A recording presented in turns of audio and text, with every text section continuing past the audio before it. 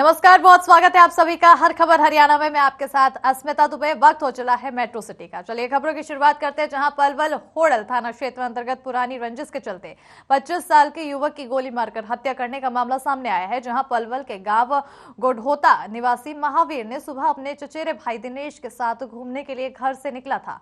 तभी रास्ते में महेश उर्फ सुधा और उसके भाई संदीप ने उनके साथ गाली गलौज शुरू कर दी और इस दौरान महेश उर्फ सुधा ने पीछे से दिनेश की छाती में सीधी गोली मार दी। गोली लगने से दिनेश गंभीर रूप से घायल हो गया, जिसे उपचार के लिए अस्पताल लाया गया, जहां डॉक्टरों ने उसे मृत घोषित कर दिया है। फिलहाल पुलिस मामले की जांच में जुट चुकी है।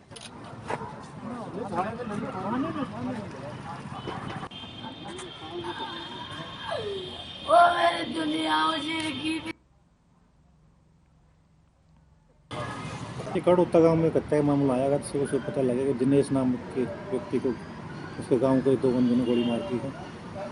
तो कभी उसके जो परिवार वाले हैं दिनेश, उन्होंने भी कंप्लेंट दी, कम से कंप्लेंट देंगे, उसको एफआईआर दर्ज करके कार्रवाई की जाएगी।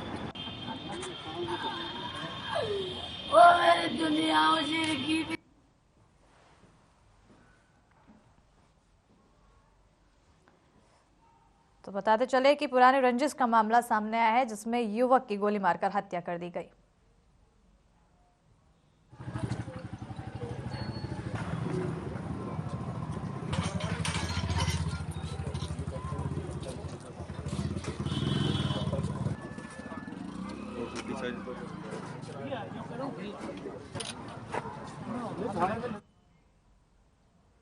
पलवल में युवकों ने मोबाइल फोन चोरी के शक में दोस्त को बड़ी बेरहमी से लाठी डंडों से पीट कर मार डाला। आरोपियों ने मृतक के साथ मारपीट का वीडियो भी रिकॉर्ड किया है और पुलिस ने वीडियो के आधार पर तीनों युवकों के खिलाफ हत्या का मामला दर्ज कर गिरफ्तार कर लिया है। मामला पलवल के गांव खटेला का है, जहां निवासी छिद्दी ने पुलिस को दी शिकायत में कहा था कि उसका बेटा राहुल 14 दिसंबर की सुबह बाइक पर सवार होकर रसूलपुर गांव शादी में समारोह में शामिल होने गया था। शादी समारोह में शामिल होने के बाद शाम को वापस घर के लिए आ रहा था, तभी गांव के नजदीक ही उसे किसी अज्ञात वाहन ने टक्कर मार दी, जिससे उसकी मौत हो गई थी। पुलिस ने मामले में सड़क हादसे की कार्रवाई की थी, लेकिन बाद में जब मृतक के साथ हुई मारपीट का वीडियो सामने आया तो पता चला कि हत्या है।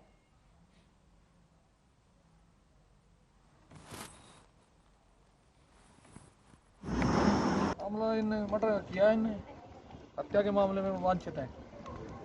कहाँ से गिरफ्तारी हुई है उनकी?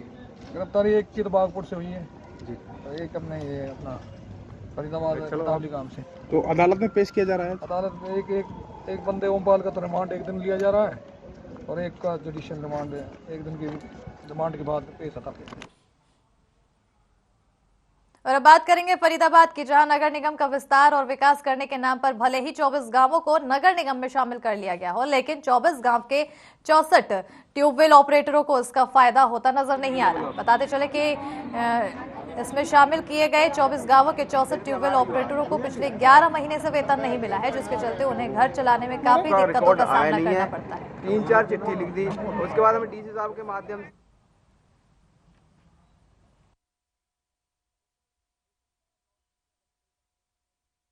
ऑपरेटरों ने नगर निगम पहुंचकर अपने वेतन की मांग करते हुए नगर निगम कमिश्नर के नाम ज्ञापन भी सौंपा है। इसमें भारी रोष भी नगर निगम के खिलाफ दर्शाया गया है। नगर निगम में सोईत के गांव मचगर का ट्यूबवेल ऑपरेटर हूँ। पिछले 11 महीने से तो कोई वेतन नहीं मिल रहा। 11 महीने से पहले भी हमारा 2 साल का एरियल रुका हुआ है जी। कमिश्नर साहब के पास हमने बार बार आने की मिलने की कोशिश करी है, कभी हमें कोई मुलाकात नहीं हो पाती। मैडम से बोलते हैं तो मैडम बोलती है कि आपका रिकॉर्ड आया नहीं है। 3-4 चिट्ठी लिख दी, उसके बाद हमें डीसी साहब के माध्यम से लेबर कोर्ट ही पहुंचे हैं। लेबर कोर्ट से भी कोई संतुष्टि नहीं, वहाँ से भी ये बोला जाता है कि आपका रिकॉर्ड नहीं आया है। मिले हैं उसी के 24 गाँव में से यहाँ पर 17 गाँव के ऑपरेटर यहाँ हैं, कुछ नहीं है। अच्छा। आज हमें बुलाया था, हमें आश्वासन दिया कि आप अपना रिकॉर्ड अपने हाथ से लाओ, मैनुअली हम ला के दे रहे हैं। तो अब इसमें कुछ कमियां बता दी हैं, जैसे कि फैमिली आईडी रह गई, किसी की मार्कशीट नहीं ले, तो हमें इनको भी दोबारा मंगलवार या बुधवार में कर दोबारा देने आएंगे। मगर हम आपके माध्यम से सिर्फ ये कहना चाहते हैं, सरकार के कानों तक पहुंचाना चाहते हैं कि भैया हमारा भी कुछ करो। हम सरकार के साथ हैं, अब भी थे, पहले भी थे, हमने धरने पे भी नहीं बैठे हैं। और इसी खबर पर ज्यादा जानकारी के लिए हमारे साथ फरीदाबाद से हमारी संवाददाता पूजा शर्मा जुड़ चुकी है। पूजा, ट्यूबवेल ऑपरेटरों को 11 महीने से वेतन नहीं मिला है और क्या कुछ स्थिति है अभी उनकी और क्या कुछ मांग है अब फिलहाल उनकी? देखिए अश्मिता, फरीदाबाद में नगर निगम में 24 गांव को लगभग 2 दर्जन गांव हैं जिन्हें शामिल किया गया है और 64 ट्यूबवेल ऑपरेटर्स ऐसे हैं जिन्हें 11 महीने से यानी लगभग 1 साल हो चुका है और तनख्वाह नहीं मिली है। इसके अलावा एरियर भी पुराना बकाया है। हालांकि ये ट्यूबवेल ऑपरेटर जनता की सुविधा का ध्यान रखते हुए लगातार अपने काम पर बने हुए थे और शांतिपूर्वक तरीके से अपनी बात रख रहे थे, लेकिन कहीं कोई सुनवाई नहीं हो रही थी। लेबर कोर्ट तक का दरवाजा खटखटाया, जिला उपायुक्त के पास गए और हार कर अब इन्होंने नगर निगम आयुक्त यशपाल यादव को ज्ञापन सौंपा है, क्योंकि यशपाल यादव जो है वो अपनी कार्यशैली को लेकर इस वक्त काफी चर्चा में रहते हैं। तो एक उम्मीद इन ट्यूबवेल ऑपरेटर्स को बंधी और वे अपनी बात लेकर बिल्कुल पूजा, तो अब ट्यूबवेल ऑपरेटरों की तरफ से नगर निगम कमिश्नर के नाम ज्ञापन सौंपा गया है, तो ऐसे में आप किसी तरह का संज्ञान लिया गया है कमिश्नर द्वारा या फिर अभी भी उन्हें इंतजार करना पड़ेगा, अपनी मांग पर अडिग रहना पड़ेगा? देखिए, जब नगर निगम कमिश्नर ने संबंधित अधिकारियों से इसके बारे में जानकारी ली तो कागजों को लेकर बात सामने आई कि जो कई ट्यूबवेल ऑपरेटर्स ऐसे हैं जिनका पूरा डाटा उपलब्ध नहीं है। तो ऐसे में ट्यूबवेल ऑपरेटर्स को यह आश्वासन दिया गया है कि जब वो अपने पूरे डाटा के साथ कागजात उपलब्ध करा देंगे तो निश्चित तौर पर जो उनका रुका हुआ वेतन है उन्हें जरूर मिलेगा। तो ऐसे में एक उम्मीद के साथ, आश्वासन के साथ आज ट्यूबवेल ऑपरेटर लौटे हैं अश्मिता। बिल्कुल, लेकिन इसमें कहीं ना कहीं विभाग की लापरवाही सामने आ रही है। जब कुछ ऑपरेटरों का जब डाटा उनके पास अवेलेबल नहीं है, ऐसे में कहीं ना कहीं विभाग की भी लापरवाही है कि पूरी तरह से डाटा हर किसी का नहीं रखा गया है, जिस वजह से अब उन्हें 11 महीने से वेतन नहीं मिल रही है। बिल्कुल अश्मिता, इसे नगर निगम विभाग की एक लापरवाही कहेंगे। हालांकि जो नगर निगम अधिकारी है वे ये कहकर पल्ला झाड़ लेते हैं कि लगभग 2 दर्जन गांव का जब विलय हुआ है नगर निगम में तो कार्य का अतिरिक्त भार आ गया है। काफी कुछ ऐसा है जिसको लेकर नगर निगम अधिकारी अभी उलझे हुए हैं, लेकिन कहीं ना कहीं जो नगर निगम अधिकारी है उन्हें उन गरीब ट्यूबवेल ऑपरेटरों के बारे में भी सोचना होगा जिनके लिए अपना घर चलाना, अपने बच्चों की फीस भरना बहुत टेढ़ी खीर है। और ऐसे में यदि वो ट्यूबवेल बंद करते हैं तो ऐसे में लोगों के कोप का भाजन उन्हें होना पड़ेगा। तो ऐसे में दोहरी मार उन पर पड़ रही है। तो उम्मीद है कि जिस तरह से आज उन्हें आश्वासन मिला है कि जल्दी उनकी इस समस्या का समाधान होगा। बिल्कुल, कहीं ना कहीं दोहरी मार है। एक तो एक तरफ कोरोना है, दूसरी तरफ महंगाई भी दिन ब दिन बढ़ती चली जा रही है। ऐसे में जब उनको वेतन नहीं मिलेगा तो जाहिर बात है कि उन्हें अपना घर चलाने में काफी ज्यादा दिक्कतों का सामना करना पड़ रहा होगा। हालांकि अब आश्वासन मिला है कि उनकी समस्या का जल्द से जल्द निजात किया जाएगा। ऐसे में क्या कुछ कहना है ट्यूबवेल ऑपरेटरों का, उनके अभी क्या उनके विचार है, उनको क्या लगता है कि आखिर कब तक उनकी समस्या का निजात होगा? देखिए अश्मिता, ट्यूबवेल ऑपरेटर जो है वो उनका सीधे तौर पर ये कहना है कि वे कोशिश करेंगे कि जो सारे कागजात है जो उन्हें अगली तिथि निर्धारित की गई है उस तिथि तक सभी लोग अपने वो जमा करवाएं कागजात, और उसके बाद वो उम्मीद ही लगाए बैठे हैं क्योंकि उनके पास कोई और विकल्प नहीं है अपने घर चलाने का।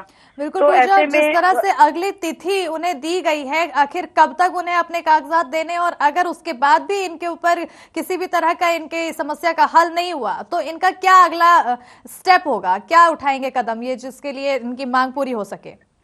अश्मिता, जो तय समय सीमा दी गई है उसमें यदि ट्यूबवेल ऑपरेटर कागजात जमा करवा देते हैं और उसके बाद भी अगर उनका वेतन नहीं मिलता है तो निश्चित तौर पर उनके सब्र का बांध टूटेगा। और जिस तरह आज वो नगर निगम यहाँ पर पहुंचे हैं उसी तरह से आगे वो और अधिक उग्र तरीके से अपनी बात रखेंगे और ऐसे में नगर निगम अधिकारियों को विरोध का सामना भी करना पड़ सकता है। लेकिन फिलहाल उम्मीद पर ट्यूबवेल ऑपरेटर हैं कि जल्द से जल्द उनकी समस्या का समाधान होगा। बिल्कुल, समाधान का इंतजार कर रहे हैं। तो ऐसे में अब ट्यूबवेल ऑपरेटर लगातार अपने डेटा कलेक्ट कर रहे हैं ताकि समय पर उसको दे सके, विभाग के सामने दर्शा सके।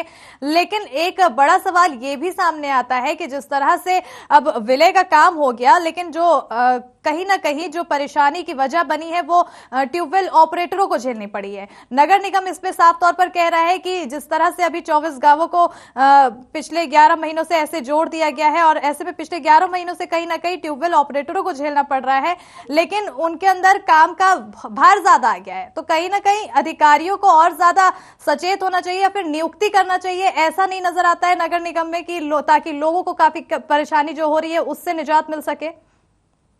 देखिए अश्मिता, मैं आपको बता दूं कि ये जो स्थिति है ये केवल इन 2 दर्जन गांव जो नगर निगम में विलय हुए हैं केवल उनके साथ, उनके ट्यूबवेल ऑपरेटर्स के साथ नहीं है, बल्कि जो फरीदाबाद नगर निगम में जो क्षेत्र शामिल है, जो वार्ड शामिल है, उसमें जो ट्यूबवेल ठेकेदार काम कर रहे हैं उनका भी कई महीने का पैसा बकाया है और वो कई बार हड़ताल पर जा चुके हैं। उन्हें कुछ पैसा जो है, कुछ प्रतिशत उनकी बकाया राशि का देकर उनको हड़ताल से वापस बुला लिया जाता है और जो ट्यूबवेल ठेकेदार है वो इसके चलते ट्यूबवेल बंद नहीं करते हैं कि लोगों को पानी जैसी मूलभूत सुविधा से वंचित ना रखा बिल्कुल, कहीं ना कहीं अब सभी ट्यूबवेल ऑपरेटर हैं वो परेशान है, लेकिन अब उन्हें जो आश्वासन दिया गया उसके तहत उनको कहीं ना कहीं उम्मीद नजर आ रही है। तमाम जानकारी के लिए बहुत बहुत शुक्रिया पूजा। तो अब जब 11 महीनों से ट्यूबवेल ऑपरेटरों को वेतन नहीं मिला है, ऐसे में उन्होंने ज्ञापन सौंपा है नगर निगम कमिश्नर ने, लेकिन अब उन्हें एक निर्धारित तिथि दी गई है जिसमें जिस तिथि के बाद वो अपने डेटा कलेक्ट करके विभाग को देंगे और उस विभाग में जब डेटा पहुंच जाएंगे उसके बाद उन्होंने आश्वस्त किया है कि उनके वेतन जो बकाया राशि है वो वापस कर दी जाएगी उन्हें। बढ़ते आगे जहां खबर अब गुरुग्राम से है, जहां सेक्टर 7 में मुख्यमंत्री अंत्योदय परिवार उत्थान मेले का आयोजन किया गया है। तो वहीं मेले में पहुंची गुरुग्राम की मेयर मधु आजाद ने कहा है कि सरकार का प्रयास है कि सरकारी योजनाओं का लाभ अंतिम पंक्ति तक खड़े व्यक्ति तक पहुंचे। उसी उद्देश्य के साथ इन मेलों का आयोजन किया जा रहा है। उन्होंने आगे कहा है कि बहुत से लोग ऐसे हैं जिन्हें नहीं पता है कि सरकार ने गरीब परिवारों के लिए किन योजनाओं को शुरू किया है, जिसके वो चिंतित रह जाते हैं। और लेकिन इस तरह के मेलों में सभी योजनाओं का लाभ लाभार्थियों एक ही स्थान पर उठा सकते हैं।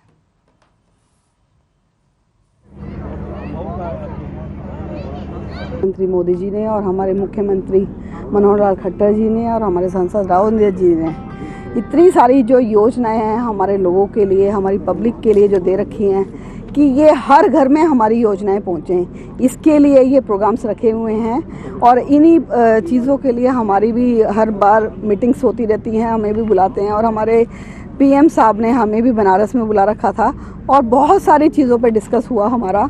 और इतनी चीज़ें कि हर घर में हर महिला को, हर लड़की को, हर लड़के को, बच्चे को उस चीज़ का बेनिफिट हो।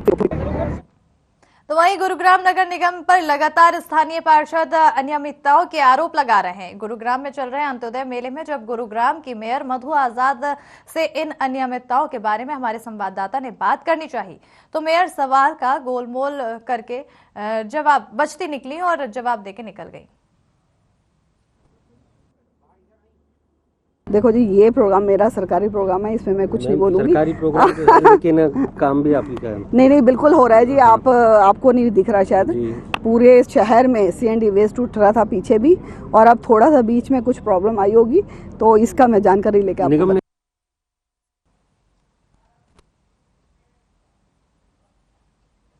फरीदाबाद के सिविल अस्पताल में युवाओं ने नुक्कड़ नाटक के माध्यम से लोगों को स्वच्छता और बढ़ते प्रदूषण को लेकर जागरूक किया है। नाटक के माध्यम से उन्होंने बताया है कि किस तरीके से प्रदूषण और स्वच्छता अभियान को आगे बढ़ाया जा सके। साथ ही उन्होंने बताया है कि प्रधानमंत्री नरेंद्र मोदी ने जो मुहिम को लेकर चलाई है उसको आगे बढ़ाने के लिए लोग लगातार प्रयास कर रहे हैं। लोगों में ज्यादा से ज्यादा जागरूकता है और अपने आसपास के वातावरण को स्वच्छ रखें।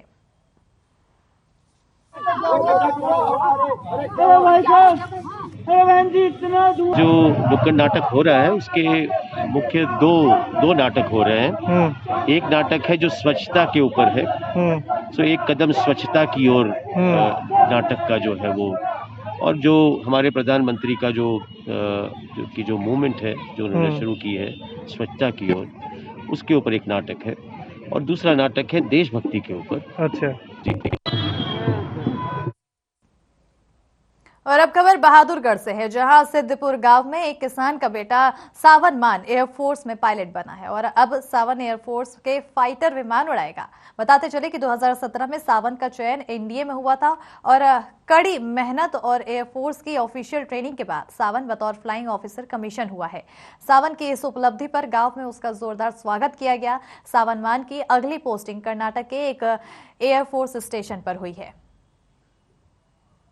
सब आए, छोटे भाई हैं यहाँ, सबको यहाँ तक की यात्रा बहुत ज़्यादा आसान नहीं थी, काफ़ी मुश्किलें आई बीच में, पर मेरे गांव वालों ने, मेरे परिवार ने बहुत साथ दिया मेरा, जिसके कारण जो भी मुश्किलें आई वो सबके साथ की वजह से मैं पूरी कर पाया। मेरा जो सिलेक्शन था वो एनडीए में वो सिलेक्शन तो हो गया था, लेकिन फिज़िकल वेट की वजह से मेरे को थोड़ी दिक्कत हो रही थी। मेरे परिवार ने काफ़ी प्रोत्साहन किया, जिसकी वजह से मेडिकल वगैरह सब क्लियर हो गया, जिससे एनडीए की ट्रेनिंग हुई। इसके बाद 3 साल के बाद फिर 1 साल मैंने एयरफोर्स एकेडमी में पर्टिकुलर एयरफोर्स की ट्रेनिंग करी, जिसके बाद मैं फाइटर पायलट बन गया।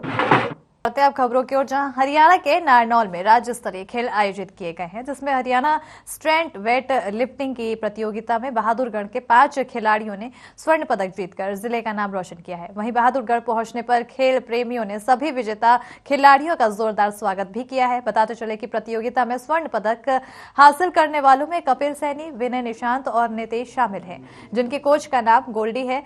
साथ ही प्रदेश अध्यक्ष और पूर्व विधायक चौधरी नफे सिंह राठी ने बधाई देते हुए सभी 5 खिलाड़ियों के उज्जवल भविष्य और सुखद जीवन की कामना की है। वहीं कपिल सैनी ने कहा है कि ये हमारे कोच हैं जो हमें समय समय पर इस खेल प्रतियोगिता के बारे में विशेष रूप से प्रशिक्षण दिए करते हैं और हम सभी कोच गोल्डी के ऋणी रहेंगे।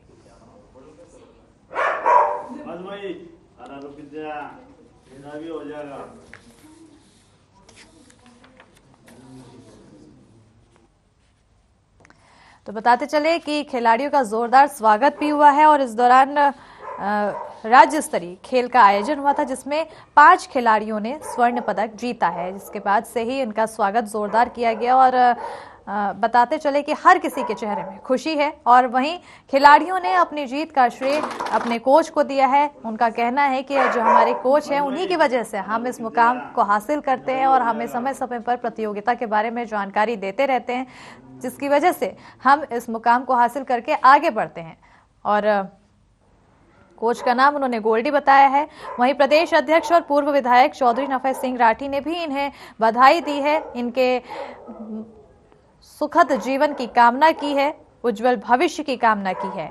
और इसी के साथ ही जो कपिल सैनी, उन्होंने बताया है कि ये हमारे कोच हैं जो हमें समय पर इस खेल प्रतियोगिता के बारे में विशेष प्रशिक्षण देते रहते हैं। कहीं ना कहीं देखा जाए तो जो खिलाड़ियों को जो मुकाम हासिल हुआ है उसमें कोच की अहम भूमिका मानी जाती है। जिस तरह से वो प्रशिक्षित करते हैं अपने खिलाड़ियों को, जिस तरह से वो चीज़ों के बारे में उन्हें अच्छे से समझाते हैं और अच्छे से उन्हें सलाह देते हैं कि ताकि वो आगे बढ़ सके। ऐसे में अब खिलाड़ियों ने भी उन्हें अपना ऋणी मानते हुए इसका श्रेय दिया है। हरियाणा स्ट्रेंथ लिफ्टिंग का जीता है 76 किलो के जी में। मेरे फ्रेंड्स भी है तो मैंने उनको देखा था, तो मैंने उनको देख के ये गेम स्टार्ट करा था। इसका श्रेय आप किसको देना चाहेंगे जो आप गोल्ड लेके आए हो? मैं इसका श्रेय अपने पेरेंट्स को और अपने कोच को देना चाहता हूँ। साइबर सिटी गुरुग्राम में ओसी लेने के बाद अवैध निर्माण करने वालों पर अब डीटीपी विभाग शिकंजा कसता हुआ नजर आ रहा है। डीटीपी विभाग अब तक 60 ऐसी ओसी को रद्द कर चुका है जिन्होंने ओसी लेने के बाद भी निर्माण कार्य जारी रखा है। वहीं ऐसी शिकायतों के लिए विभाग ने ईमेल आईडी भी जारी की है, जिसके जरिए लोग अपनी शिकायत दर्ज करा सकते हैं और उन शिकायतों पर विभाग सख्त कार्रवाई भी करेगा। दरअसल नियमों के अनुसार मकान मालिक विभाग से तब ओसी ले सकता है जब उसका निर्माण कार्य पूरा हो जाए, लेकिन अधिकतर लोग निर्माण कार्य पूरा होने से पहले ही ओसी ले लेते हैं। उसके बाद भी अवैध निर्माण जारी रहता है और अब ऐसे शिकायतों पर कार्रवाई करने के लिए विभाग ने ईमेल आईडी जारी की है, जिस पर लोग अपनी शिकायत दर्ज करा सकते हैं।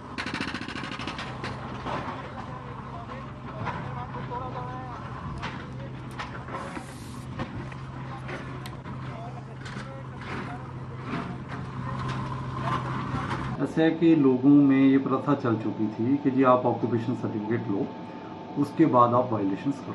सरकार ने जो मिनिमम एफएआर पहले 145 थी उसको 264 तक कर दिया। फिर भी अगर आप लाइट एयर वेंटिलेशन लोगों की सराउंडिंग एरिया की रोकोगे तो उसके ऊपर एक्शन लेना बनता है। क्योंकि हमारे पास स्टाफ की शॉर्टेज भी है तो इसलिए एक ईमेल आईडी भी जनरेट की गई है dtpenfoc@gmail.com। कोई भी किसी को भी ये पता चलता है कि जी बंदा ऑक्यूपेशन सर्टिफिकेट लेने के बाद छज्जे के ऊपर बाथरूम बना रहे हैं, कमरे बना रहे हैं, पीछे जाल लगा रहे हैं या स्टिल्ट जो पार्किंग के लिए उसमें कमरे बना रहे हैं, तो वो अपनी शिकायत उस पर डाल सकते हैं विद फोटोग्राफ्स, और उसके ऊपर मैंने अपने ऑफिस में बोला है कि उसके ऊपर इमीडिएट एक्शन होना चाहिए।